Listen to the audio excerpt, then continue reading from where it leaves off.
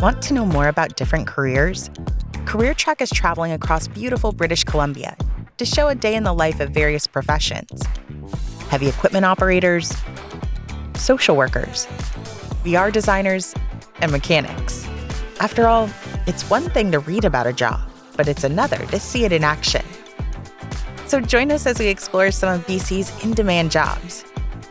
You might be surprised by what you find. Compassion and active listening are valuable skills that can be used to provide important services. Our next guest works to connect people with support they need to overcome personal challenges. Let's meet a social worker. Hi, it's wonderful to meet you, Mallory. You too. Come on upstairs. Let's go. My name is Mallory Moore.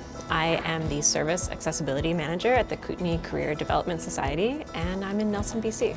On a typical day, you might find me writing grant applications, designing innovative programming for folks who are maybe not traditionally well served by employment services, working with our staff to help them feel supported and competent in working with folks with multiple barriers to finding employment, and look at what kind of systems and services do folks in our community need, and how do we make that happen from a policy or program level.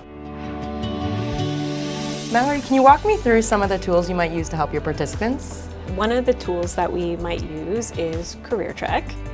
So why don't I show you what we might walk through with some of our participants.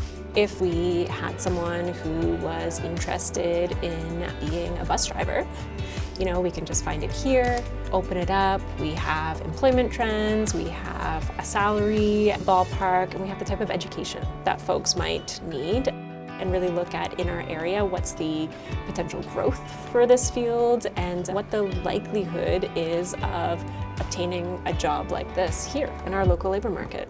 That's awesome. Thank you. My background is working in homeless shelters, is working with folks who have substance use and other problems with addiction. I've worked inpatient, I've worked outpatient. The beautiful thing about social work is you can mix it up. If you like variety, this is an amazing field to be in.